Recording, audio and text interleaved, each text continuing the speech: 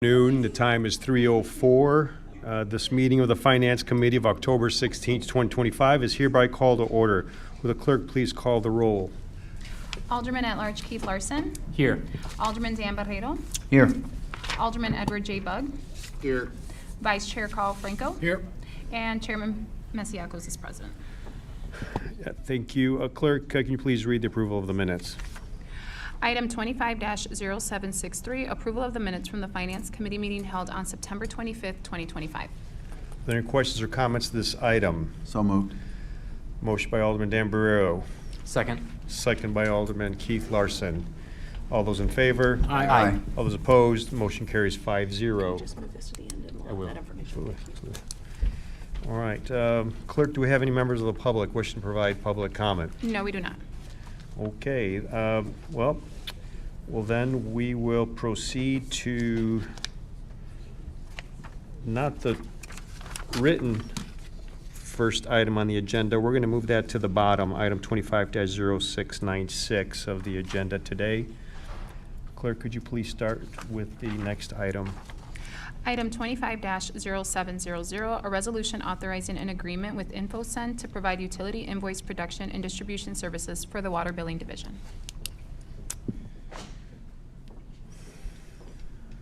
Hello. Hello, please state your name and, Krista Which Henke, department? Director of Financial all Operations. right, welcome. Do you want to speak a little bit on this item, or?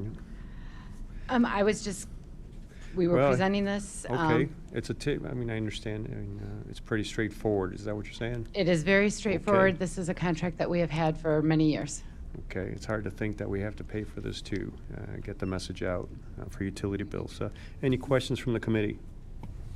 Yes. Alderman Burrow. Chairman Masiacos, so my question is, are we still able to put messages in there, information to the residents? Yes, we You can. know, like brush pickup, things like that? Yes, we can do messages a couple of different ways. They can be printed directly on the statements, or we can do it as an insert. And no additional cost? Oh, there's additional cost for an insert, but to have it printed directly on the bill, there's no additional cost. But is there cost savings if we have an insert, as opposed to doing it on our own? It actually depends. You know, with the postage? Right, it really depends. We've had, actually just this year, had several inserts that we have done for water and sewer that have had to do for the IEPA stuff. And they felt it was just much easier to do it that way. And cost comparison, as far as them printing it themselves and mailing it themselves, they found it pretty equal. Okay. The reason I ask, because we have a separate notices that go out for the lead, lead in the water. Yes. And those were separate, so that's why I bring it up. Some of them are. The one thing that is done is if people have electronic statements, then those people will have to get that notice sent separately because it's not included in the insert as an insert through the electronic version. Okay, thank you. Mhm. I have a question. Alderman Franco. How much lead time do you need to have something put in the billing statement? If it's just a message that's going directly on the statement, that's a pretty quick turnaround. Usually less than a week we could do that in. Mm-hmm. But if it's an insert that's going in, it takes a little bit longer. We would say 2 to 3 weeks. Okay, and the reason I ask is a number of aldermen have like shred events for a number of wards or cleanup days, and they combine up. Would that be appropriate to put in there as just like an extra message, by the way, Ward 4, 5, and 6 is doing on this day? I mean, is that something that we could do? It could be done. Okay. You would have, what we do is we actually request a specific quote from the vendor Okay. to provide that information. We send in the artwork and they send it back and they say, okay, for this many people, this is what the cost is. The one downside of doing an insert on, in the water bill for something that is like an event, a shred event or something, we bill once every 2 months. So our billing cycles are spread over an 8-week time frame.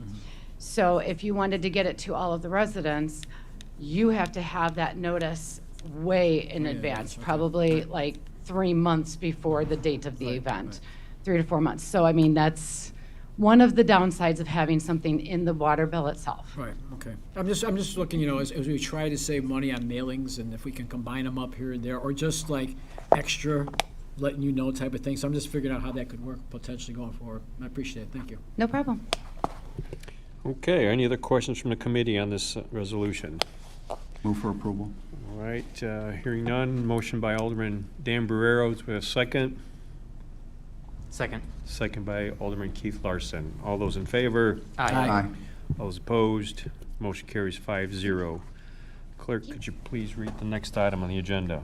Item 25-0762, a resolution awarding the Montgomery Road and Couch Road traffic signal installation project to H&H Electric Company of Franklin Park, Illinois for the amount of $646,164.08 and the appropriation of motor fuel tax funds for the project.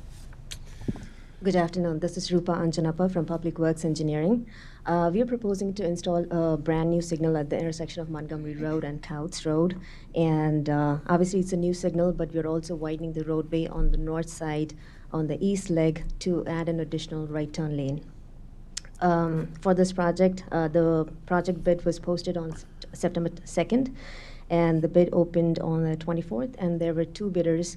First one was the H&H, and the other one was the Martin Construction. And the low bidder is H&H Electric, in the electric company, in the amount of $646,000 approximately. We do have since we're using the MFT funds, it needs to be appropriated, and we do have the funds for the 2025 and 2026 budget in the account GC81 for this construction. We anticipate the construction to begin sometime in the spring next year and hopefully complete it before the end of year next year. And with this, I'm ready to take any questions.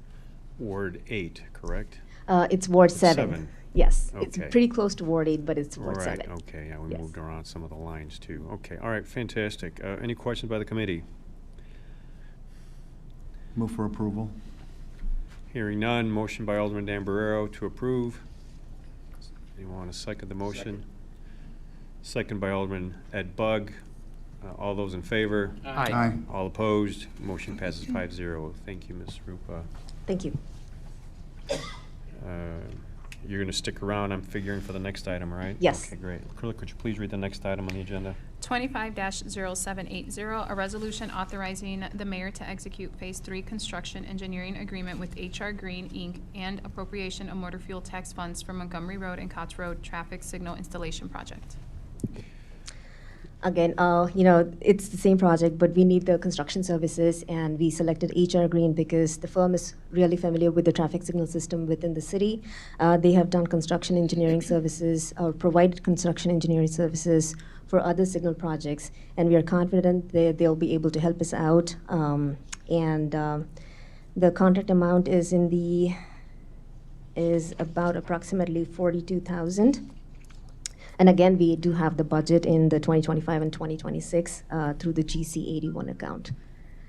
And are you finished? I'm sorry. Yes, I am, All right. yes. Well, I know they've been with us for at least 13 years, HR Green. Yes, correct. So at a minimum, since I've been around. So I'm gathering they're doing a good job. You're still looking to hire them and continue working with us. So any questions by the committee on this resolution? Hearing I none. move for approval. We have a motion to approve by Alderman Dan Barrero. Do we have a second? Second. Second by Alderman Ed Bugg. All those in favor? Aye. All opposed? Motion passes 5-0. Thank you, Mrs. Thank you. Rupa. Clerk, could you please read the next item on the agenda? 25-0786, a resolution approving the purchase of bulk rock salt in the amount of $68.71 per ton from Morton Salt, Inc. in Chicago, Illinois, and $70.46 from Compass Minerals America, Inc., Overland Park, Kansas, for the division of street maintenance under the State of Illinois Joint Purchasing Agreement bid for the 25-26 winter season. Okay, Mr. Perez, welcome. Please state your name anyway, if you Yep. don't mind. Good afternoon, Chairman Masiakos and the entire Finance Committee. My name is Adrian Perez, Superintendent of Streets. Presented to you today is the Part 2 of the bulk rock joint salt agreement. The first one, as you know, when it came back from to Finance Committee, was for the DuPage County. This one's for the state of Illinois. As I stated before, this is a two-part process that we usually have when we purchase salt. It just opens up the ability for us to have two viable bidders in case we did have back prior to 20 salt mine collapse. So it gives us availability to purchase from two different vendors in case we are stuck with one and then something like that, a disaster happens. So it just does open up pricing and availability to us. So this is part 2 of it. I'd like to say that we did have some cost savings. Unfortunately, there was a little cost increase. One vendor, it was up 69 cents. The other one was $1.92. However, there is still cost savings because we are not ordering as much salt. We aren't going to order as much salt as we have in the past. Normally it's 5,000. We've taken it down to 2,500. So there will be cost savings there.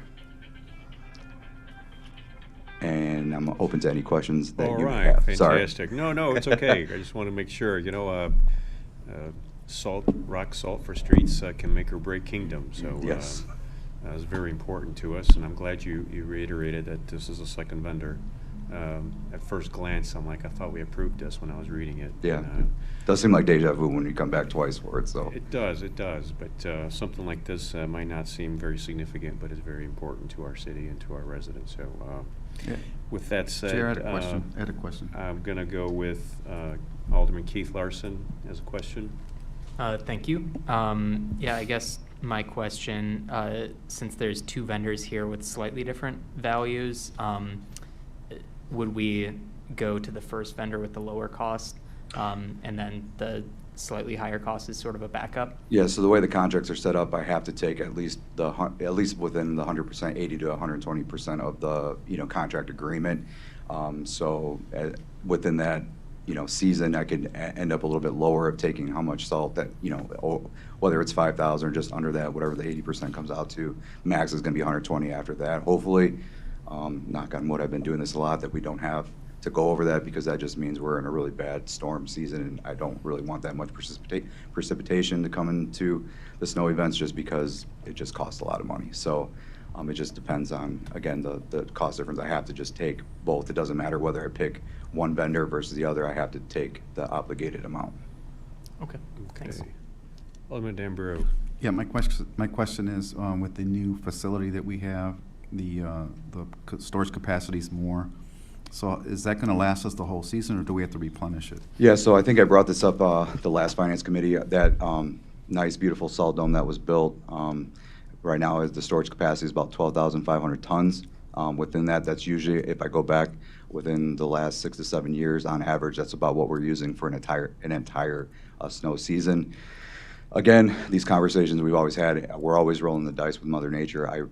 The trends right now, they're getting lighter and lighter. My biggest concern and worry is that in December, we usually get some precipitation, which then causes freezing on the roads. That then causes a response for us to go out and salt those roads. Unfortunately, when we do that, that is a cost to the city when we do those. But generally, the way the trends have been going, that's where we've been at, is around that 12,500 tons on average that we're using for an entire season. So I do have 2 salt domes. Public Works does have 2 salt domes, the one on 25, the one also on Couts Road. Those are about 3/4 full, so we are looking pretty hefty right now on the salt side. So I don't anticipate there being an issue. I do hope that there's a point where we can definitely eliminate maybe one joint agreement, maybe just go out for one bidder, which is a huge cost savings to the city. But we always have to make sure that as we take away from our pile, we're replenishing it, because otherwise it gets away from you. And I think I've only seen one event where I was a worker where we were scrambling just because the winter season was so bad. Okay, any other questions from the committee? I move for approval. A motion approved by Alderman D'Ambrosio, second by Alderman Ed Bug. All those in favor? Aye. Aye. Any opposed? Motion carries 5-0. Thank you, Ms. Perez. Thank you. Clerk, could you please read the next item on the agenda? 25-0819, a resolution to accept a grant award in the amount of $4 million from the Illinois Department of Commerce and Economic Opportunity for the Mastodon Lake Dredging and Shoreline Restoration Project. Good afternoon, Ian Wade with the Engineering Division. So this is one that we've been anticipating for quite a while. We had worked pretty extensively with the lobbyists to ensure that this grant did come to fruition. As mentioned in the memo, in 2023, Through efforts of our lobbyists, we were able to reappropriate some money from the Illinois Bond Fund to the DCEO, which does a lot of our grant funding, to give us this $4 million. So this project is kind of achieves two primary objectives at Mastodon Lake. The first of which is improves the recreation and usability of the property. That's achieved by doing some mechanical dredging to get a lot of the sediment and the shallowness of that out of there to make it a little bit of a cleaner, more usable lake. And then in addition, we'll be doing shoreline stabilization, which will help mitigate erosion and also create some little bit cleaner and more accessible entry points to the water with some stabilized limestone outcropping areas for better access to the lakes. In addition to recreation improvements, we'll also see water quality improvements, which this particular body of water is within the lower Fox River watershed, which is an IEPA has been prioritized for implementation of best management practices. In other words, stormwater quality improvements are badly needed in this area, as stormwater overflow that enters this pond does directly enter into the Fox River. So by several methods, including installing a 4 to 7 acre, what's called an urban filter strip, with basically lots of plantings and grass seed where the water enters in. That strip then filters out some of the sediment and nutrients in the water before it even makes it into the pond, so thereby creating cleaner water. Some other items included in this scope would be creating some emergent wetlands by planting an additional 10,000 plugs, which are small plantings. Creating some micro pools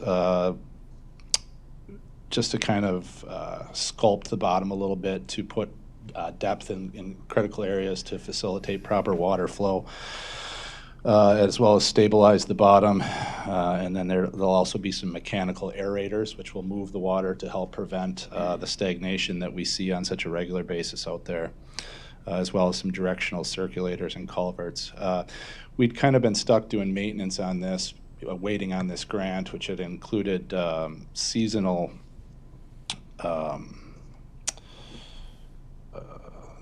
herbicide, sorry, that word eluded me, herbicide treatments of the algae, as well as selective vacuuming of some of the sediment right at the golf course's irrigation system pipe, just to kind of keep it minimally accessible and keep that irrigation functioning. But obviously those were not sustainable maintenance tasks. So we're quite excited about what this is going to do for the lake and Phillips Park in general. With this $4 million grant, we are looking to carry forward what was budgeted this year, since there was a delay in the grant, to next year, where we're looking at a project budget of about $4.545 million, which actually includes a $500,000 contingency. So our base scope for the project is really just over that $4 million. So we really do anticipate a pretty minimal commitment from the city beyond this $4 million grant. So with that, I'll open it up for any questions. This for me is, well, I am excited to a degree. This dredging pre-COVID, we had a $1.4 million contract that City Council had approved through the entire process, and it was never executed upon.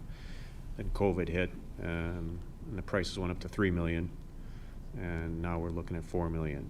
But I'm very excited about this. I hope it does move through with all the challenges we're having with the budget as well. But I really want to say a personal big shout to Representative Barbara Hernandez, who's been working behind the scenes very astutely to help make this happen, and not giving up on it. She's also a prior Third Ward resident as well, and grew up in the area, so I know it's also near and dear to her in regards to supporting this and what it means to her and our community. So I'm very grateful. I know my son's going to be real excited because he knows the difference between the size of fish that come out of Mastodon and this kind that come out of another 8th Ward lake as well, because we bike around and we move around, and now he's an avid fisher. Great.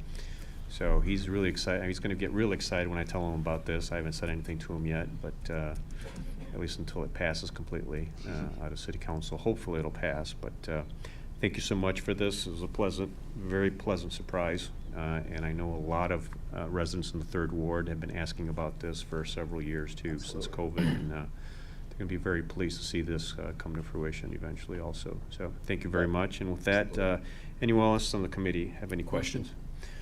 Alderman Franco. How certain are you that it's just gonna go over 4 million? And the reason I ask that is because we have this grant until 9/30/27. We're gonna face a challenging budget for 2026. So if we had to go $500,000 more, and we could do this in 2027 when our revenues are coming in, instead of laying off people, I would like to do that instead. So if you're pretty confident we're just gonna go over 4 million, that's easier to accept. But if we owe that 4.5, we could save $500,000 and do it in 2027 because the grant's still good. That might be a better way to go. So I'm just gonna leave it to you to, give us some insight on that a little bit. Yeah, absolutely.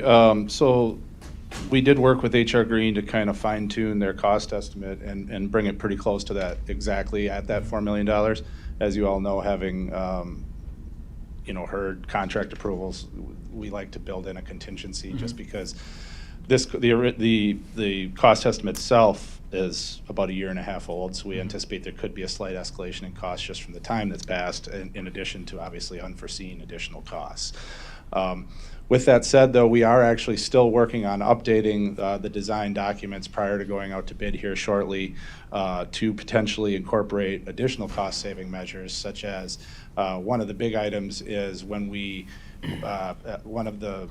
one of the facets of this type of dredging is that the material that's pulled up from the bottom of the water has to actually be placed on the shore, be taken off site after the water has left it. So then we obviously pay quite a bit less because it's been dewatered at that point. So among other cost-saving measures we are investigating and hoping to implement is where to store that. We may talk with the school about potentially utilizing some of their adjacent properties. So we are still doing some value engineering to potentially keep it at that cost.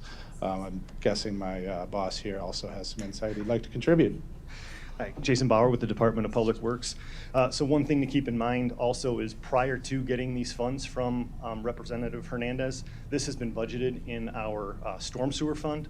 So this is eligible to use. It's a dedicated fund. It's part of the water bill that we collect approximately $2 million a year. And this was budgeted even before that to come out of that account, which is, again, dedicated towards this type of improvement. So not really dollars to dollars in terms of capital or layoffs or general fund or things like that. It is a dedicated fund that needs to be used for improvements like this. So if there is an overage, this grant really helped us because we were expecting it to be a $4 million project, or it's been a couple of years now that it's been in the budget. So it was all going to come out of 280. So this just minimizes the amount that has to come out of that enterprise fund.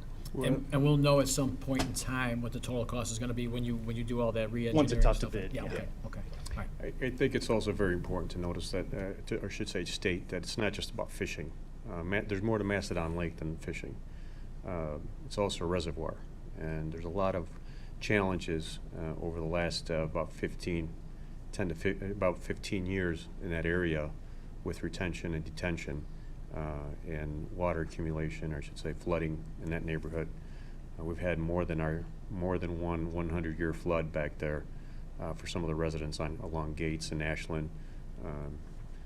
And those logs that are on the side of the street to keep people from parking on the grass end up floating and going down the block. A lot of challenges. So this dredging is very important. There's more to it. Capacity, absolutely. One of the byproduct is fishing byproduct benefits, but there's other more important issues as well with dredging this for the neighborhood and the community, because reality is, I know the school district has created some detention, but it doesn't cover it all 1,000%. We have to do our part too. Right, and that's why way back even before this grant was around, we were targeting using the storm sewer management funds for this project. Alderman Barrow. Chairman Masiacos, so thanks for answering my question. My question was, what is Fund 280? So that makes a lot of sense, and it's not general fund dollars, so that makes a huge difference. My comment is, and question is, the sediment. Where does it come from, and how can we prevent it from going back into Macedon Lake or minimize it? So it's pretty tough to completely prevent it. We will like I mentioned, be installing that, what they call an urban filter strip, which includes various plantings and grass that'll actually grab some of the sediment out of the water as the water is passing into the lake. So that will reduce the quantity and the rate at which it refills with new sediment. So we definitely are incorporating, we're maximizing what's known as the best management practices here for that stormwater to minimize the sediment that goes back in, absolutely. Yeah. Any other questions from the committee? I guess I have a question. Alderman Keith Larson. Thank you. Approximately how long do we think this project would take, and what time of the year would it be done, like springtime, summer? Yeah, so we'll be putting it out to bid, and we may give the contractors, we're still kind of finalizing this with the design professional, but we may give the contractors the opportunity to do some things in the winter, this coming winter, ahead of time. We're not super confident that'll be the case, because between the plantings and the work in the water, it's probably most advantageous to avoid the cold weather seasons. But we're anticipating that it'll likely be all of next year, and then it may cross over into spring of '27, but for the most part, it should be completed in 2026. Started and completed in 2026. Okay, thank you. Any other questions by the committee?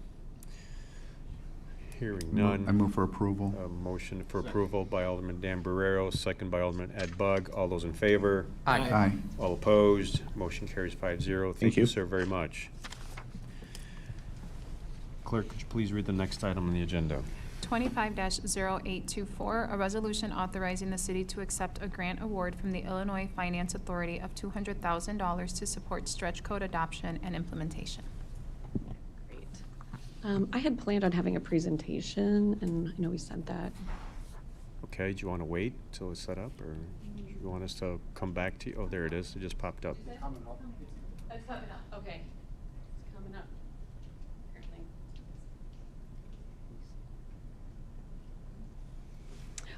Well, I'll just get started. We don't need the presentation for the first part. I'm Allison Lindberg. I'm the Director of Sustainability, and I'm here representing this grant because I'm the one managing the work for the grant. However, the money for this grant goes across multiple departments within the city, including the Development Services Department, the Department of MOED, that includes sustainability, and then also IT. And I'd also like to give thanks to Josh Ream and April Fitzhugh, who are responsible for actually securing the funding for this grant. I have nothing to do with it, and I can't take any credit for it.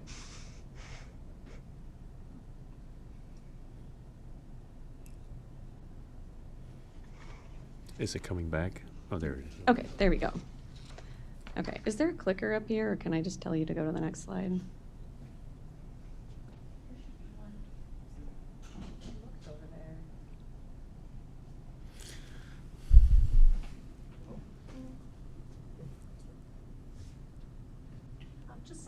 Okay, Is it down here? Can you see it on the? I can see it there. Okay. You can't see it up here, though? We You have a screens? I can see yeah. it here. but Yeah. I don't know if anybody in the audience needs a screen too, so. They're up there. All right, go ahead. Okay. You can go to the next slide. So first of all, this is a grant from the Illinois Finance Authority. It is called the Climate Pollution Reduction Grant Stretch Code Adoption Grant. It was offered to cities only within the state of Illinois that were interested in adoption and implementation of the Illinois Stretch Code. Aurora was the very first city to apply and to be awarded the grant. And I'm not seeing it move forward. Okay, there we go. So just a quick little primer. If you don't know what a stretch code is basically an alternative energy code that a municipality can adopt. Once adopted, it then becomes the base energy code. So it becomes the bare minimum requirements for energy efficiency within the municipality. A lot of municipalities across the country use stretch codes. They can help reduce utility costs and new construction for residents and businesses, and a lot of them do them also to meet energy goals. So they're called a stretch because typically the base code, which is created at the national level, is the very, very floor but elements of stretch codes eventually end up in the national model codes. One example of this is in Massachusetts. They've had a stretch code since 2009, and now one of the most popular compliance pathways on the residential energy code actually came from that stretch code, and it has been in the model code since 2015. So it's basically a market accelerator for different kinds of building practices that are already being seen in the industry but aren't technically in the base codes. You can go to the next slide. So I just put a couple of quick things here about the Illinois Residential and Commercial Stretch Code, just to give you a flavor of what it is. Both of them, you have to meet mandatory readiness requirements like solar readiness, EV readiness, electrification readiness, and demand response capabilities. And then you choose a different compliance path, of which there are 4. So there's a lot of flexibility for builders and designers to decide how they want to build from the efficiency side. And then the state requires a certain amount of energy efficiency within the stretch code. And that code gets more efficient over the next couple of code cycles until it's net zero ready. So this is kind of a flavor for residential. You can go to the next slide. Commercial is very similar. And then go to the next slide. So the grant itself is intended to be used to support the adoption and implementation of the stretch code in Aurora. It's $200,000. It says 5 years. We fixed that, but this must be an old version. Over the next 4 years, it's a little over 4 years. And it covers staff time, as I mentioned, across different departments. So the development services, MOAD and sustainability, and then also IT. And then it also covers a little bit of subcontracted training services. Our expectations are to spend the grant down more quickly in the first couple of years, and then we have to collect data on the results. You can go to the next slide. So this grant will help accomplish the following. It will improve internal and external capacity through training and education. And it will help us, as we go through this adoption process, identify concerns and opportunities with stretch codes. And then it will help us also create solutions for those potential impacts. Some of those might include technical assistance, additional training, coming up with some financing resources, alignment of incentives, and maybe streamlined permitting. This is just a short list. We won't know what we find out until we actually go through the process. And then these are some of the activities that are covered by the grant. So incorporation of stretch codes into our redevelopment agreements, some research on potential incentives for early adopters that build to the stretch code, staff and industry training, alignment with our planning and permitting processes, public education, and then on the adoption side, as I mentioned, that research on the cost impacts, some potential assistance and incentives alignment, and then we're going to convene a stretch code advisory committee to actually help us, help you all as council understand recommendations from the public, and we will also be doing other general kind of public outreach and feedback with this funding. And then last but not least, we just want to make sure City Council gets the resources you need to understand the impacts with this adoption. And then, as I mentioned, we'll be tracking the data of the results going forward. So that should be it. Happy to answer any questions. You mentioned Mr. Ream here is with you. Would he care to say a few words or no? Or just want to, he's just on a answer questions basis? Sure. Josh Ream, Director of Development Services for the City of Aurora. Basically, here is an ad needed if you have questions. Okay. We're kind of weaving this all into the rest of the code adoptions we've already been doing with the base I series and the property standards code. So we're hoping that through 2026, all of these kind of dovetail and work together. So that was part of the reason for getting this grant, is so that we had additional funding for all the training and stuff we're going to have to cover through 2026, both internally and externally. So this is not just, I believe you said it, but it's not adopting a stretch code. The intention is to help the city adopt a stretch code.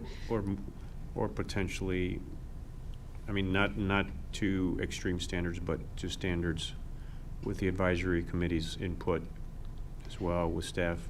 Yes, I mean, one Research. of the things is adopt only certain sections of the stretch code. So you're either going to adopt the stretch code or you're not. Okay. There are other things that, you could do. You could only adopt residential, only adopt commercial. You could decide to adopt something later and give, but the intention of this is to try to help adopt the stretch Okay. code. And this is where Josh, I want to call out the elephant in the conversation amongst architects and developers. You adopt a stretch code, it's going to add more cost to a project. They came out with LEED accreditation, certification. Everybody got on board initially, but a lot of even public projects pulled back because it was too much, too fast. And not as many entities out there, even government entities, are doing LEED anymore, because you can probably follow the basic codes right now and you can get basic LEED certification without having to do the process itself, and get it analyzed and come back and do the commissioning 6 months, 3 years, 5 years. It just adds more cost every time as well to maintain that LEED label. Sure. So what is it right now that we're looking at? What is the thought process here? Because you just said we're the first ones to get this grant. Obviously, you're looking to get in front of the curve, be the first one, the trailblazer. How do we make sure our developers know we're not trying to add cost development right now before Absolutely. things work their way out through the Absolutely. wash of Yeah. what is acceptable in the business community and also development Right. community in Right. total? So let me be clear. There's nothing in this grant that says that the city has to adopt the stretch code. If we don't adopt the stretch code, then, like, let's say we go through this whole process and council turns it down, then we just won't get the rest of the funds for the implementation piece that is part of this. But the intention of the grant is to help municipalities understand the challenges so that they can adopt the stretch code. I'm with you 100% on concerns about increased cost. I do think that we can come up with some creative solutions, and I'm not going to pretend, though, that it's not going to potentially increase costs. There have been some cost studies done. What I'd like to use some of this money for is doing additional actual local cost studies. And I want to involve developers. I want them to be in this process, and I want to talk to them about it. So I just want to be clear, too, though, if this funding does not get accepted, the city is still interested in pursuing stretch code adoption. It's just that Okay. we won't have all of these resources available to us. I know what's going to happen after this meeting, if not after COW at the latest. My phone's going to blow up with architects, developers. What are you doing? Mm-hmm. Right? Right. What does this mean? And the biggest concern is cost. Yep. So I think when you put this committee together, Mhm. if this moves forward, you have at least half the members being developers, people, professionals who work with developers, architects, and/or engineers. Mhm. Who Yes. bring, not just the theoretical, but the practical Absolutely. Mhm. mindset Yep. to the table for conversation. Just so, for background on the pursuit of this grant and where we were at, we started looking at this after, you guys all know the budget process, how early we have to start projecting for 2026 and everything. Part of the intent to go after the stretch code and its potential release and everything came after we were doing regular budget stuff. And when this grant came up, it seemed like an opportunity to grab money that even if we didn't end up getting to an adoption of the stretch code, it was an option to have resources, training set aside above the budget amounts that we normally have. And our budget already for the following years for building permits and some of our other development services staff are already high due to the fact that we are adopting a new I-series. So we already knew those funds were going to be fairly well depleted, and then we wouldn't have funds available to do anything as far as education, seminars with the stretch code, even to educate our staff and outside people about what it is to make the decision. So we're hoping that grabbing these funds, since it wasn't a requisite that we adopt the stretch code out of it, would give us those resources so we can get books, get literature, get seminars and training so that we can make a more educated decision both with outside and internal staff on what we're going to be doing and recommending to council. Okay, all right. That helps out a lot more for the community to understand too. It doesn't mean that there's going to be anxiety out there in the development. Oh, yeah, as you know. there will definitely be anxiety, and this is part of our hope, is that getting more information in front of more people and then using this as a resource of funds for it will help give us the availability to do as much as possible to help through the process. Sure, all right. Alderman Carl Franco. 2 questions. The $200,000 is all we're going to use. We're not going to use extra city money. You mean for the adoption of for a the stretch adoption, code? right.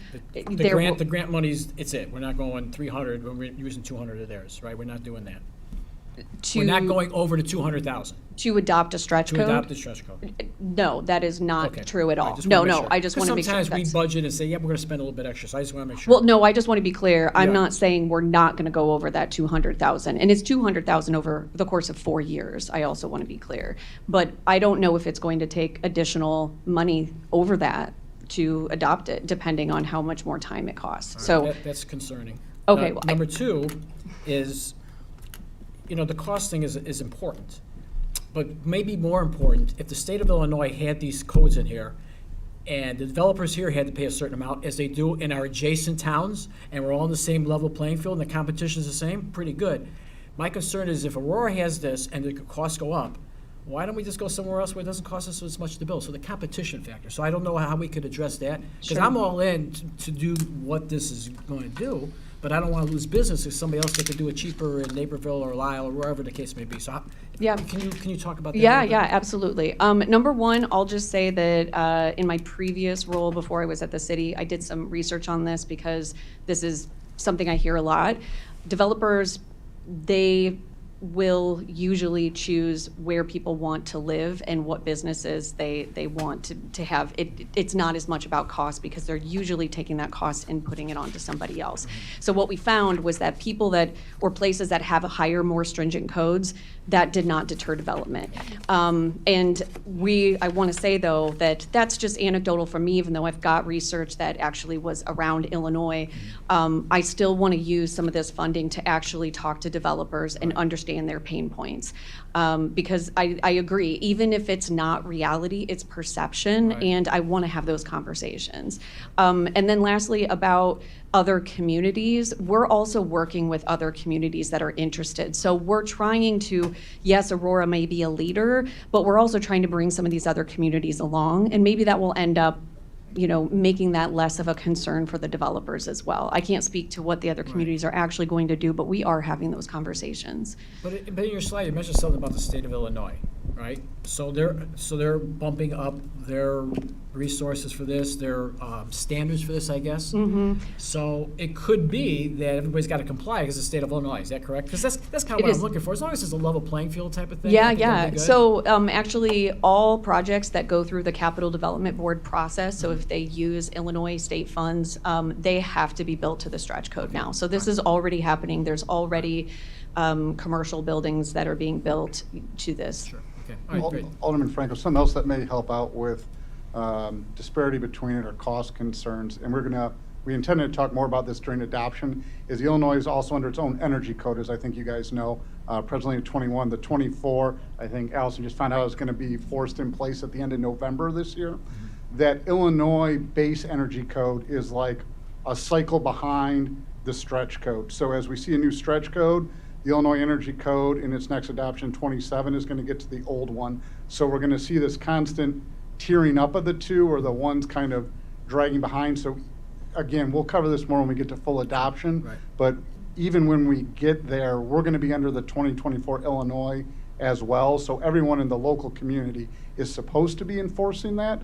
Whether or not they do, I can't speak to it. I know we will. But then the stretch code is just going to be beyond that. So even if people are not on the stretch code around, they're still going to be fairly contemporary to it. And then your other question about, again, I can't speak to the total funds we'll end up spending on this, but in our general code adoption for the I-series and things like that, we're not spending up to 200,000 on them, so I feel comfortable with this budget number. But that being said, this is also brand new to us. Right. And it's also something that a lot of as Alderman Mesiacos brought up, is new to a lot of the rest of the environment. So our education seminars may go up a little bit over our normal adoption stuff. All right. Thank you. Yeah, part of the challenge is getting, sometimes associated with products. And challenge, I think, with LEED, when that came out too. Getting products that were LEEDs, LEED adaptable or usable for LEED points. But everybody pretty much produces products that are LEED now. It's hard not to pick a product that doesn't fit into that. But when you said I, just for clarification, I series, you're talking about International Building Code, IBC. Yes, sorry, yes. Okay, all right, just want to put that on the record. Thank I'm you. an architect, what are you gonna do? All right, Alderman Bug. Thank you. Thank you for the presentation, appreciate it. Understanding that this is just a grant for us to receive the resources for education so we can figure out if we want to move forward. So really, that's all this is right now. Correct. Yes, To correct. the Alderman's point, right now, our codes are higher than the cities around us. Our standard is higher. John Curley will walk in here and tell you, we have some of the highest standards. That does not make developers leave. On the contrary, the developers that we have in the city who are building thousands of houses right now come up to that standard, and they enjoy it. They, say this is the model. We did it in Aurora, and then they take it to other cities, and they stay at that high standard. So, yeah, this piece, $200,000 for education, on learning, on teaching our staff, on how to make an informed decision later on, I'm all in. Alderman Damburu. Thank you, Chairman. So I feel like we're in the RAP committee. What committee am I in? Just real quickly, I'm interested, and I'm sure we're all interested in getting more information on the stretch codes. It's a lot of information, but it would be really helpful to get a copy of that slide deck if you could load that into the packet. That'd Yeah. be greatly appreciated. Yeah, sorry about that. We did add it late and it had a change, so it didn't get added until officially this morning, but I will get that to you all. And I actually have so many other resources, and I could talk about this stuff all day with you, so Feel free happy. to share. Yeah, Yep. yeah. Great to know. And if I'm sharing too much, just tell me to stop. Probably, are you finished? Or, probably not possible, at least from my end. The key is, and Alderman Bug has a point, and we do have good standards here. We follow good standards with IBC. We held off from moving forward with adoption of the newer series. They're 'Cause all, right now. they're stagnant right now because we're waiting to finish working with legal on the IPMC, the International Property Maintenance Code adoption, because we want all of those to go in effect simultaneously, so we didn't want to Okay. get stuff. Because we're at 218 right now, right? 2018 and 15. 2015, and right now, every 3 years, so everybody knows, they come out with there's a new adoption. Right now, 2024 is the latest one. So are you looking to put that on hold as well, and until you work out some of these logistics with the stretch code? No, we would be keeping all those on their time frame because we had already announced the planned effective date of January 1st and everything like that. Our other thought was it gives us time to get some of the stuff implemented, because some of the items you're going to see in the stretch code, should we choose to adopt it, are technical items that aren't referenced backwards in our older codes. So there's electrical components, mechanical components in these newer stretch codes that aren't in what we have adopted presently. So we need to get the base code up to the 24, so we have actual technical information and requirements to enforce on the energy code side. All right, fantastic. Any other questions? Alderman Bug. No, so move to approve. Motion to approve by Alderman Ed Second. Bug, second by Alderman Keith Larson. All those in favor? Aye. Aye. All opposed? Motion passes 5-0. Looking forward to seeing Thank you, how this everyone. progresses. Appreciate it. Clerk, could you please read the next item on the agenda? Item 25-0826, a resolution authorizing Standard and Associates as the provider for services of pre-employment psychological assessments through December 31st, 2025. Michelle Clark, Human Resources. This is is before you to obtain approval for payment for Stenard and Associates for services that they rendered for pre-employment psychological assessments in 2025.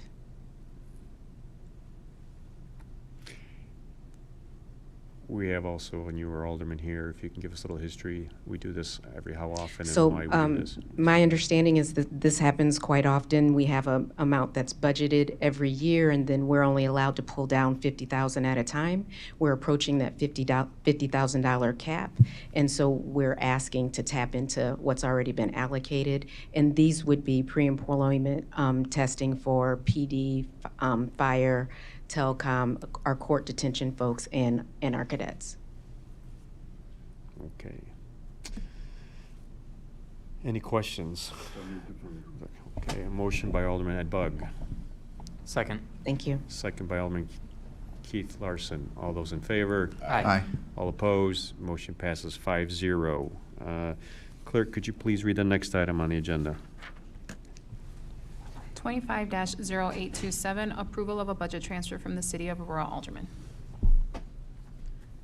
Good afternoon, Cynthia Alvarez, Senior Aldermanic Aide with the Alderman's Office. Per our Could you pull the microphone closer? Put it down. Yes. There you go. Thank you.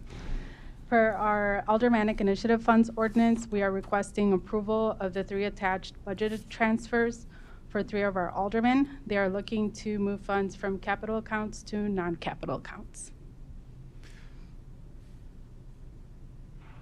And we're looking for approval from the Finance Committee. Do the 2 aldermen, or the 2 wards that represent, the 2 aldermen that represent 2 of the wards that are on this need to recuse themselves from this vote? Correct.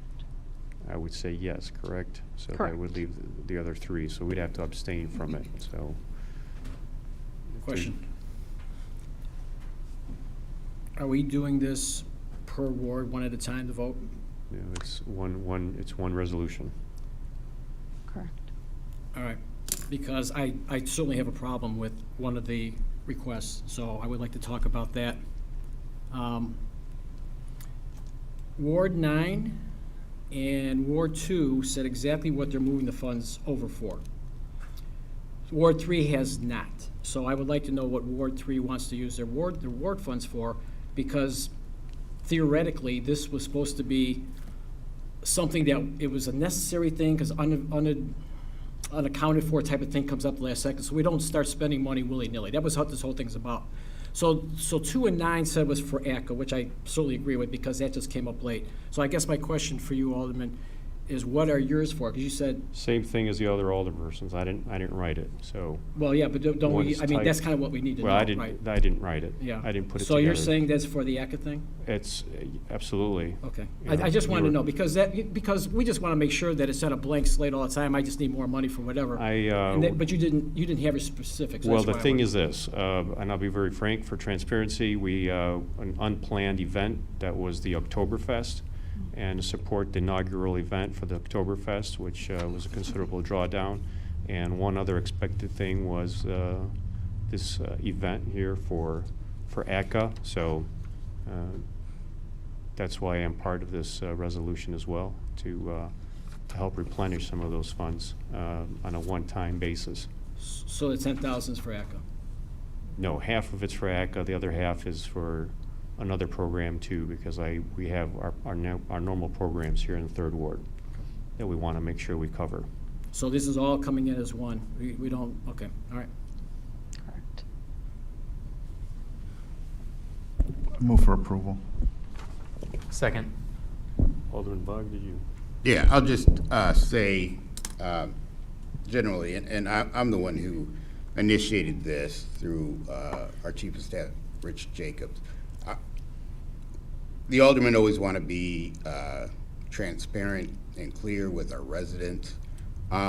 We could have said that these funds, all 3 of these, were going to come out of our capital and go directly to ACCA, but there would be a caveat that they would have to be used for capital by ACCA. I did not want to, tie up ACCA on how they could use these funds. I want them to use them the best they can. So ACA has plenty of capital projects going on. And going capital to capital really wouldn't necessarily be necessary to come before the Finance Committee. But that's why we did this, so it's transparent. We would take the funds from capital, move them to community enhancement, and then the donation to ACA is not tied up. They can use it on capital, they can use it on anything. And like I said, we want to be transparent in what we're doing with the citizens' funds, and that's the reason we did it this way.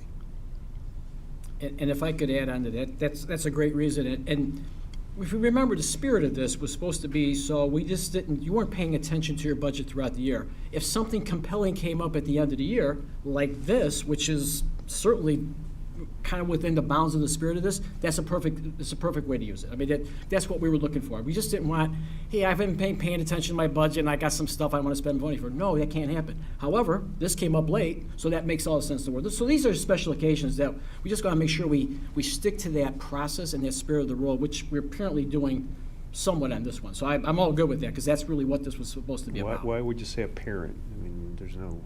Well, there is a parent, because you're asking for 10,000, only 5,000 is going to ACA. So that's a parent. I don't know what the 5,000 is going for. So, I mean, that's just, you're not naming it. So, you know, when we say we want to do some stuff, we kind of want to know, because we're policing everybody. So what is it, what is it you're looking for? You're looking for... If somebody wants to spend over what they're supposed to spend, wouldn't they tell us what they're spending on? Are we looking for it to be delineated on the document, or is this enough at the dais?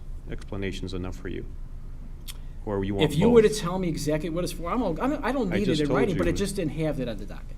Okay. So if you're saying 5,000 for ACA and 5,000 is for, I don't know, then the I don't know part is tough to digest. There's no I don't know. It's to replenish the funds to do the rest of the programs, because I utilize funds for the inaugural event. All right, That well, I wasn't understand planned. that, right, When I okay. have a non-for-profit asking me for support for the first inaugural event, it's going to help out Phillips Park when they're raising funds for the Okay. park as well. That's where it's coming from. Okay. Well, see, that I didn't don't really think- identify it in there, so that's why I'm asking. Again, our staff wrote it. I didn't write it. So if you want to work with our RAP committee chairman so he can work with staff, duly noted on how to write these things, these documents for preparation for our meetings. All right. With that said, clerk, I'm going to ask you to do a roll call on this one. Alderman at Large Keith Larson. Yes. Alderman Dan Barreiro. Yes. Alderman Edward J. Bug. Abstain. Vice Chair Carl Franco. No. Chairman Ted Masiacos. Abstain. So 2 yes, 1 no, 2 abstain. So now what happens now? So it's not approved? Or is it? Because the majority, there was a quorum that voted on it. Does it pass? Mr. Chairman, Or does it fail? Yeah. I would suggest that these come back, split out. That way more aldermen can vote on these, because right now we have a conflict because it involves 3 different aldermen. Can we get a clarification on it first? Shannon Cameron, Chief of Staff. So this can still go to Cal and then can have the larger vote on it at that point. You know, because technically there's not a majority due to the abstentions, but you know, I would just suggest it being able to be moved on for the larger body at this point due to how it affects people on the dais currently today. Question. Yes. Is that a legal opinion or is that your opinion? Kathy can come up I here. just want to make sure that we're doing everything by the rules, because lately we've kind of been a little lax Well, on we'll following process. take it easy real first. We're not gonna start going too far back, you know. If Kathy's here, if we have She someone is. from legal, if she could come up and she'd give us a legal counsel and opinion on it. Step up to the microphone, introduce yourself, which department you're with. Hi, Kathleen Watson. I'm Assistant Corporation Counsel. The Exactly what is the question? I'm sorry. Now you. Well, whether this can go on to Cal, because there was 2 votes for pass, 1 no, and 2 abstentions, because it involves people that are currently on the dais. So we don't technically have a majority. We have a majority of the people that can vote, I guess, without abstaining. But just looking for your legal opinion whether this can go on to Cal. And let me interject before you answer. Okay. This doesn't go on to Cal. This is a decision of the Finance Committee. Okay. So the question is, do you pass this on the majority of the quorum, or do you pass this on the majority of the city members of the body? And that is, in our ordinance, we're a home rule, so we have our own ordinances. And actually, I don't know the answer to that. Normally, not a home rule, it would be a majority of the quorum, so this would pass. Well, we're home rule, we have our own ordinances. We got to look at what the ordinance says. I don't know. It is majority of quorum, but Yeah, I got a question. with 'cause the 2 abstentions, it's Right. the issue. But if we only had 3 people here, because that happens sometimes. Majority of the voting quorum, so the majority Then of 3. that is what our code is, majority of the voting quorum. I can go double check for you. It but- would seem that How's that this? should be okay. I'm going to to say pass. this. I'm going to say that the vote is the vote at this point. I'll let legal counsel figure out if it passes the mustard. And Sure. if it does, then we're good to go. If not, then we have to figure something else out in regards to what some of these, what's going to happen with this, if we bring it back or not, or revise it or not, and reconstitute another discussion. Mr. Chairman. Sure. Chairman, it appears that the issue is with one specific item, so I Well, don't think it's everything fair is to the put to- others, so I think they should be split out separately, and then we wouldn't have this problem. That's my recommendation. Well, I don't know if we have a problem. We just had a vote. I would say let them figure it out, and if there is that needs to come back, we'll split it up, or we'll do it all over again as one. We'll figure it out with our staff. If you'd like me to, I can go check the code and also speak with other, we can confront other legal counsel, and then we can bring it We back. have one more item here on the agenda, so if you figure it out before we're finished, great. If not, we're going to keep moving forward. So, thank you very much, Ms. Alvarez. Appreciate you coming up here and presenting that. Job well done. Clerk, we're going to go back to the first item on the agenda. Item 25-0696, a resolution to approve Tavares and Sons Lawn Care and Guardian Asphalt as contractors for snow removal and ice control services in an amount not to exceed $128,000 for the Operation Senior Shovel Program. Good afternoon. Katrina Boatright, Manager of Senior and Disability Services. And as you all know, we are here to approve our contractors for our annual Operation Senior Shovel Program with our 2 contractors, the same as last year, Guardian Asphalt and as well as Tavares and Sons. Any questions? Yes, I have questions. Okay, Okay, so we went out to bid for this, right? we did. Okay. When we first approved this item years back, I think the late Shakita Hart Burns, I believe it was on Fisc Committee. I don't think it came to Finance, because I was on Finance when we approved it. So I was surprised to see it on Finance here today. I'm still trying to figure out which item goes to which, at this point still, it seems like, which committee. But when we approved it back then, I did some research, and before we voted on it, it was an item where we had cold weather coming and we needed to get the process moving, and so we approved the resolution. After some research and seeing what the county was, I should say the township was doing, it came in at we came in at twice the price of the township, and with the same vendor that year. So my question here right now is, have we looked at the township? Have we talked about maybe an IGA since then? Has there been any discussion about an IGA, No, and you keep intergovernmental saying agreement? back then. What year are you referencing? When we first started it, the first time. I wasn't here then, so I'm not sure. Well, when is it? Was 4 or 5 years ago, or 3 years ago? Yeah, so it was a model before I came, and I advanced the model. So when they first did it, I can't speak to that. I only can speak to the I years think since you were I've here. done it. I think you were here. I think you were the one that presented it. Yeah, I came in 2021. You said something. Yeah, earlier but than that was about 3, 4 years ago. You presented it, I believe. Shakita Hart Burns was the Yeah, chairperson. that year, I haven't had a chairperson. I'm not sure what you're referencing. It That was year we at did FIS it, it was committee. all volunteers. Right. So we just moved to a hybrid model using contractors. But in reference to the Aurora Township, they do have different services that they use and their contractors, and they have their negotiations. Our negotiation goes through a bid, so I don't get to negotiate, right? Whatever is submitted, we take the lowest ones, and that's what we have. Okay. Well, I know it was you that presented it. You were the one that was here, the contract for the first time for snow removal services.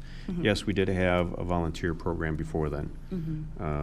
We have a volunteer program. I think Alderman Bug has one. I have one as well. I've talked about it in Alderman's Corner. It's called Me, My Shovel, and I as well. That works really great, and it also garnishes a lot of volunteer support from the neighbors when That's they see beautiful. it is, and I think we already seen that too when we put it citywide. So I'd like to know what's happening at the township level, how much they're paying for that service as well, for moving snow. I'm not sure. Would you like, I can call them after this and ask for their reports. I'm not sure what they're paying. Sure, I understand you're not ready for this question. Yeah, I don't know. But we have here Ms. No, Ms. Jolene Coulter, Director of Purchasing. I'm not exactly ready for this question either. I was not aware that you were going to go there. We published the bid, and it's open for everybody. We've never gone through and compared, when you're talking bid pricing, what they can handle, what their cost savings are or whatever. We've never gone back and said, well, you're offering Okay. this to this company, you're offering this to this vendor or this city or this. When we've done negotiations on more of a request for proposals, things like that, sometimes we'll play those in based on. Well, timing is also very important, Ms. Coulter, and I think part of the challenge when it first came here was we had to approve it yes or no, and it went out. It was a last-minute bid. So when you go out, when you do a last-minute bid and you do it right, still with all the rules and requirements, you tend to get higher bids. We are in October here, mid-October, so my question is it too late? But I wouldn't know. I'd love to know if we had discussion about intergovernmental agreements, find out what everybody else is paying too. Because right now my other concern is, because what I'm getting to is, do we have enough money in the budget to move forward with this entire amount? Which is why we have enough money in the budget the way it is for 25 and 26, because this will be a winter season, so Okay. it'll be from November, hopefully December, to March. Money is not the issue here. We went out to bid. We did come in with we had two vendors that submitted. One has been a reliable vendor. We have no issues with. The pricing's fine. The other vendor we've used previously with not great results, and his price was exorbitant for us to be able to afford, and budgetary reasons, we had to go out and look and find somebody else to give an additional quote. So this is going to be split between two budgets, this resolution? 25 and 26, All right. yes. And how much out of 25 and how much out of 26, approximately? It'll be based on the amount they go out to shovel. So Katrina works with the vendors. She sends them out when it's time to go. They don't go unless they're asked. So if we have a huge snow, we'll spend more. If we don't, then we won't. We'll spend very little. So there's no limit, there's no cap on it for 2025 budget? She has about $180,000 unencumbered for this year in that account. We just looked a few minutes ago. Okay. So right now, she has $180,000 unencumbered. If that is needed, we would have those, that's her Okay. cap. So, and that would be reducing her amount of spend on other projects that she would Okay. use. Next question is, I also asked this question, I appreciate you for providing an answer at a committee, city council meeting, and that was distribution of the resources citywide. So I'm sure you have a list already ready to go. Am I correct? Partially, yes. Partially? Yeah, Okay. because some of the people that submit online applications, it requires us to call them back because they don't complete the forms accurately to give us enough information to make a final decision on who's going to be approved. But I do have some pending numbers as far as who's going to be accepted and a breakdown per ward. Yeah. Okay. Because typically when my program, my shovel and I with my neighbor works, I'm going to have another recruit here real soon. My son is working out real hard now. He's starting to hit the gym, so we'll have 3 people out there volunteering in the 3rd ward. So my next question is, what's your approach with an equal distribution for all wards in this program, if any? Yeah, that's not our approach. The approach isn't equal distribution. It is supply and demand, right? It's based on the need. It's Okay. based on those that submit applications. And unfortunately, there's no equity even in the submissions, right? Okay. Every ward doesn't have the same amount of residents that even apply. So we can't approve someone equally if they're not even applying. All right. So I don't recall seeing an email, maybe I missed it, giving aldermen an opportunity to reach out to their residents in regards to the program. It's already started, right? So you have a list from last year, or you're No, it goes out new every year. When does it go out? We remarket the program and we take new registrations each time. This year, because of some of the questions, I left registration open for 3 days to make sure there was more additional time for the marketing to be received or engaged with. Also, we send out letters to 1,200 residents that are participating in programs to make sure they get them directly to their homes. And it was marketed. And I want to say, I'll check my emails, but Rich may have received something to go out to you guys to announce it. Okay. So there's no income-based qualification on this? There is not. Okay. All right. All right, I appreciate that. It's like the late Shakita Hartburn said, there is a need, no doubt about it. So with that, Alderman Keith Larson. Thank you. I guess this is sort of difficult to predict because it will depend on the weather. But like last year, about how many people received this service, I guess what I'm getting at is the need greater than what we're able to provide at the moment? Yes, it is. And so we're serving 225 again this year. We've already had 350 submissions of that we can't serve. And to Alderman Masiako's point, there are still some people that may not even hear about it for whatever reason. So we market as wide as we can. And so we already can't serve what was submitted this year. Okay. Thank you. You're welcome. Alderman Barrero. Yes, my question is this included in the 2026 budget? Yes. The budget is set, it was approved last year for 25 and 26. Right, but in 26, we have the 26/27 27. winter, right? It's already approved for that also. Well, we haven't approved the budget yet. Well, I'm saying it was submitted. I'm talking about in next year's 2024. budget. Next year's budget, 2026. We have money for the 2026, 2027 winter. Is that included? Chief of Staff told me that the money has been moved to gaming for 2025 or 2026. It's budgeted in the 2026 budget. So you'll have your winter season, till March, and then it would be, I believe it's a 1-year contract with extensions. If that's the case, we would offer up the extension in the late summer, early fall. So I wanted clarity on the because it was in the general fund. It's in the general fund for 2025 and 26. It will be in the gaming fund. And so my question is the 180,000 unencumbered. So is that going to be a carryover? So is it extra money? No, what it I'm would go saying? down. It would go So I'm back. trying to figure out if we're adding a 180 to what's in budgeted for next year, or are we No. including both? I believe it's Shannon Cameron, Chief of Staff. I believe it's 128 in the just in the memo there. So currently we have about $171,000, I think, in that account right now. So this that money is set aside to pay for things through this winter, which straddles 2 fiscal years, right? Next year, the same presentation will happen again around this time, which will be what you're voting on for this upcoming budget cycle. So if it is more, if it is less, that will, she'll come across you, and then we'll adjust the Mm-hmm. contract based on that. Right. I, 'cause it was in the general fund. It's in the general fund for 2026. We have 180,000 unencumbered. So is that going to be a carryover? So I'm trying to figure out if we're adding a 180 to what's in budgeted for next year, or are we including both? only asking this questions because we're still waiting for our budgets. Actually, you have it. You got it yesterday. Not the paper copy. No, but it's so hard to right now scroll- It's hard to in- scroll through there page by page and look at it. Sure. and- Do you want the budget number for 2026? Is that what you're asking for? Yes, It's $80,000. 80,000? Yes, out of gaming taxes. Thank you.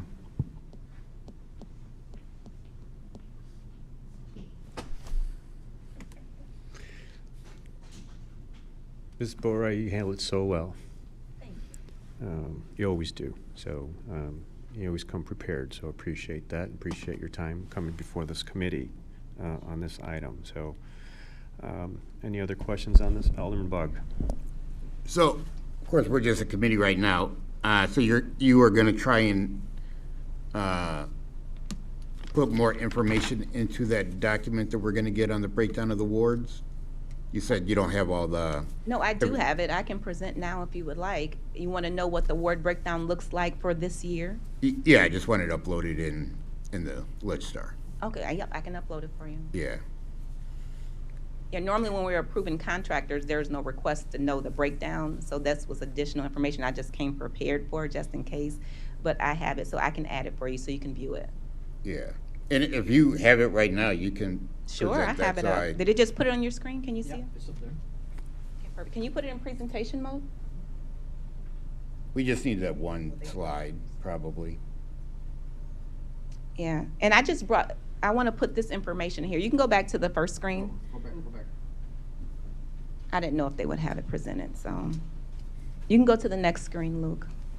So if you see on there, you can see that our last census said that we have 18,676 seniors in Aurora, right? And the U.S. Census states that 7% of those seniors are low income, which means about 1,300 seniors in Aurora is low income. Our program is serving 225, which is only 17% of those 1,300. So there's 83% of low-income seniors that's not even being served right here in our city, which means 83% of them are waiting or trying to be contacted or can't be serviced based on funding or marketing. You can go to the next slide. So here's the breakdown of the submissions we got just for this year. There are some numbers that aren't in there because we have to call them back to get details. So there may be some slight amendments to the numbers, but don't stare on that. Go to the next slide. I'll show you in a visual. So those same numbers are marked right here.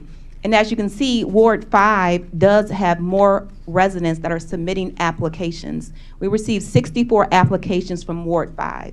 So when you receive that many, because there's seniors there, it's hard to say, oh, we only can serve the same amount across the board, even though this many more were submitted. And just so that you know, the way that we do our eligibility or our criteria is based on needs and questions that are asked on the application, right? And so we're asking questions like, what's your age? 65 to 74 or 75 to and older. And so based on your age, based on if you have a disability, based on if you have serious health conditions, based on if you have to go to the doctor for prescribed or multiple like dialysis, appointments, based on if you live alone, based on if you have family members, all those questions that we ask, and then we color code and prioritize them. When we're doing that, we're not looking at the ward, we're looking at the need. We're looking at the residents that says, I don't have any help, I'm this old, I have these conditions.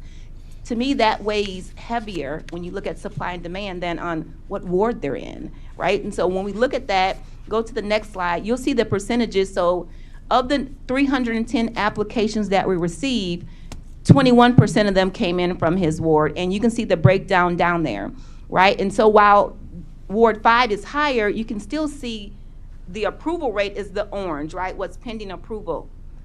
That variation still looks the same, even though there's more. So we will serve more there, but only because more applied there and more had greater needs based on the application. If you go to the next slide, so this is the thing. So you can see these are the percentages of approval rate based on how many applications came in. We're only for Ward 5 approving 67% of those that applied. So while they're getting more served, it's only 67% of those that applied. And then you'll see Ward 10 is getting 100% based of those people that applied are being served. So there's no way to be equitable in distribution across the wards where everyone's getting the same when that you're not having the same amount of people applying, if that makes sense. And I would say if we're interested, and maybe it's because you're already providing snow support, right? And maybe they don't feel like they have to register, because if you look at your ward, you don't have as many people applying. You had 23 people in Ward 3 that applied, but of those 23, we still are providing service for 78% of them. Correct me if I'm wrong, but that's just not paid service. There's volunteers as well, right?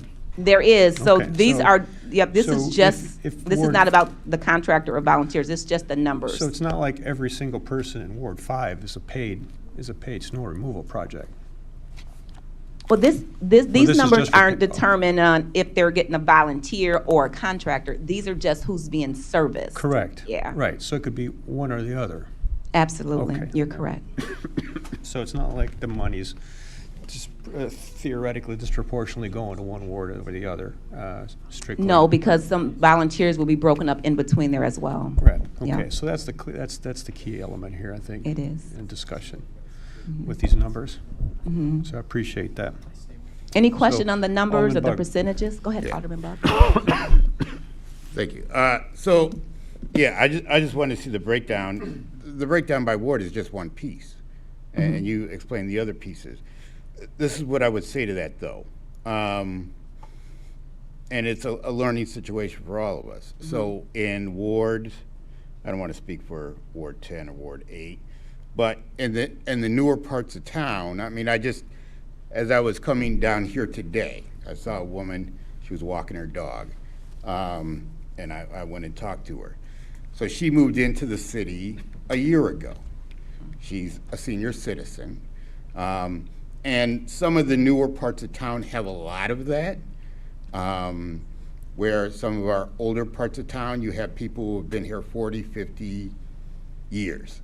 So they a little bit more know about the programming, the way things happen, the way things go on. So the people who moving to Aurora for the first time in the last 2-3 years, Yeah. which is happening a lot, they're not as familiar. So we need to work together to get more of this information out in their hands. You know, certainly I did not ask this woman about, you know, the snow program. We were talking about other things, but certainly I imagine she does not know about it, because I just met her for Or the she may first not time need today. it. We don't even know her Well, yeah, circumstance. I mean, she's up in age, but yeah, but she would not know to apply right now. Yeah. Where we have other parts of town, either through or knowing about like the township, knowing about the way the city works, they just are more inclined to know about, oh, I need to apply for something. I need to, even your summer program, you help cut some lawns too, and those things. So it's just all of us working together to get the I agree. information out, whether they've been here 50 years or whether they've been here for 50 days, to get the information to them, and hopefully our seniors will be have their needs met. I concur. I think that's an opportunity for everything we do at the city, is trying to find ways to reach people that need that done in multiple ways. And hopefully we'll continue to work together and get better at it and reach more people with all that we're offering them. I move for approval. Motion approved by Second. Alderman Barrero, second by Alderman Bug. All those in favor? Aye. Aye. All opposed? Motion passes 5-0. Thank you very much. Do we have an update by our Chief of Staff? Shannon Cameron, Chief of Staff, thank you for allowing us to do that.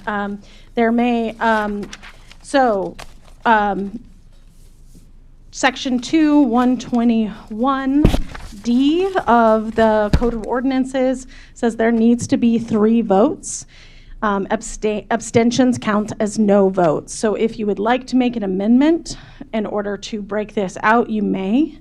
And then represent it, just the notes. The minutes need to be carefully written, of course, and I know, Crystal, you'll do a great job of noting the fact of exactly what is being voted on here. And then the other option is that third part can be represented if need be at another date. Okay, well, so I be have a it. We'll wait question. for the next committee meeting. We could do that tonight. Can we do it tonight? Sure, I'd like Yeah, to we make could a do it tonight. motion. Yeah. To what, split it up? I mean, how does that happen legally? Where do you vote? You legally can make the amendment, Three you know, votes. and it can be, they can separate it, you can put two together, you can be, you know, whatever you'd like to do. You just need to be clear on the amendment and what you're voting on, and then go from there. Can I make a, So at this point, I can't get involved in that conversation. Yeah, you would have to abstain. Okay, so I would say, take this offline, work it out, and bring it back to this council, to this committee. And we're gonna meet next week anyway, right?